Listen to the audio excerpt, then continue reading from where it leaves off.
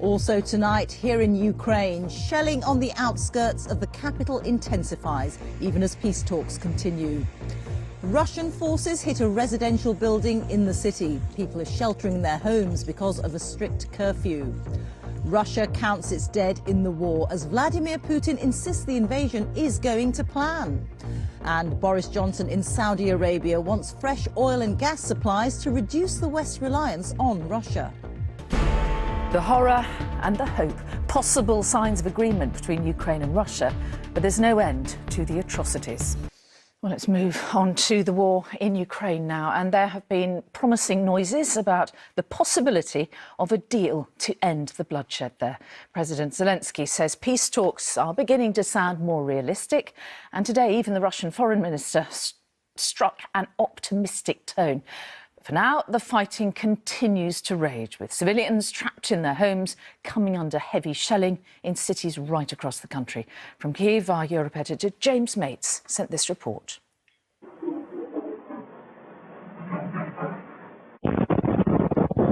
If there's optimism in the air about peace talks, the Russian guns around Kiev have not heard it. Their advance is going nowhere, and yet still they shell, as if terrorizing a civilian population is an end in itself.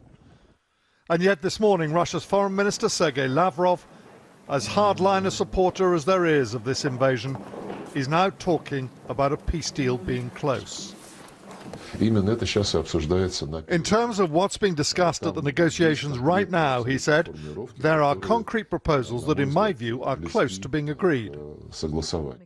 From the Ukrainian side, pretty similar. Talking on American TV, their chief negotiator says they're confident of a deal because they fought the Russians to a standstill.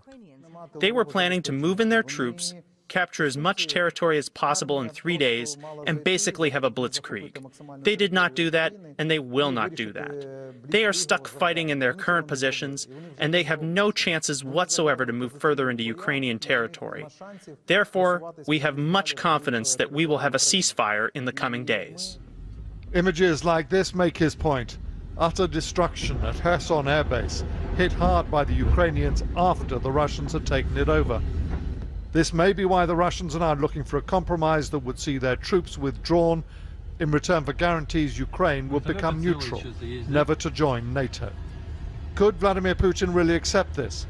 In a long address on Russian TV today, he did try to claim that Russia had never even intended to occupy Ukraine. And in this regard, we were forced to launch this special military operation. The Russian troops near Kiev, near other Ukrainian cities, has nothing to do with our intention to occupy the country. That's not our objective. The first stage in preparing the Russian people for withdrawal? Maybe. The beginning of the end of hostilities? It doesn't seem so. Pictures today of a hospital in Mariupol rocked by explosions. The corridors, the wards, the operating theatres overflowing with injured civilians. What we won't show you is that the basement was filled with bodies. Whether or not these peace talks are serious in this city, peace cannot come soon enough. Well, James, still horrible images coming out of there and clearly a desperate need for peace. But how realistic are the prospects of that actually happening, do you think? I think it all depends really on whether the Russians have decided they want out of this war. Of course, there's grave suspicion that this is a gambit, an attempt to get a ceasefire to allow them to resupply and reorganize. And it may well be, but the Ukrainians are well aware of that possibility and are most unlikely to agree a ceasefire that didn't involve a simultaneous withdrawal of forces, I think. The key decision for the Russians is they're clearly not taking any more ground. Of course, they can stay in place, cause a lot more damage, take a lot more casualties. But is the time going to come when the numbers of casualties and the images of this war begin to wash back into Russia, and combined with the impact of economic sanctions, could it potentially start threatening the very existence of the regime?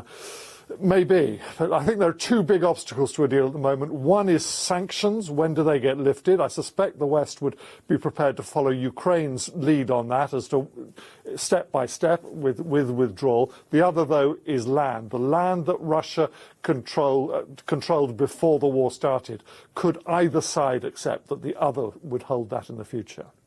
OK, James in Kyiv, thank you.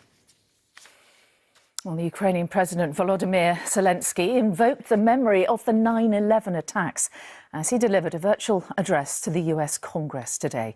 In it, he also called on US President Biden to be the leader of peace. Our US correspondent Emma Murphy was watching that speech in Washington. Emma, it was a really powerful address, wasn't it, by Ukraine's president? It was, and once again, he very much targeted the audience to whom he spoke. He drew on those darkest days of America's past, Pearl Harbor and 9/11, when Americans were attacked from the air. And he used those memories to try and make people think about Ukraine's presence. He basically said he wanted the skies to close. He wanted the opportunity to protect people from the air. And had America known about 9/11 or Pearl Harbor in advance, they would have sought to close the skies for their own protection. He wants it for Ukrainian protection. He offered this message directly to President Biden. As the leader of my nation, I am addressing the President Biden. You are the leader of the nation, of your great nation. I wish you to be the leader of the world. Being the leader of the world means to be the leader of peace. Thank you. Slava Ukraini.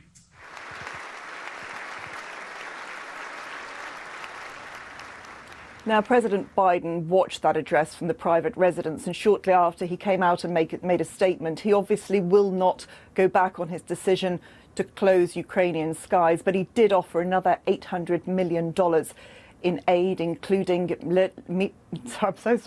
lethal military aid, and as well as that, drones that he hopes will be able to protect the Ukrainian people. But President Zelensky did not get all he asked for, although he got an awful lot of emotional support. Emma Murphy in Washington, thank you. Well, here Boris Johnson has defended his attempts to secure fresh energy sources in Saudi Arabia amid accusations he's just moving from dictator to dictator. The war in Ukraine has highlighted Western dependence on Russian supplies. But given Saudi Arabia's human rights record and the fact that Crown Prince Mohammed bin Salman was implicated in the murder of the journalist Jamal Khashoggi, the Prime Minister's trip there has drawn fierce criticism.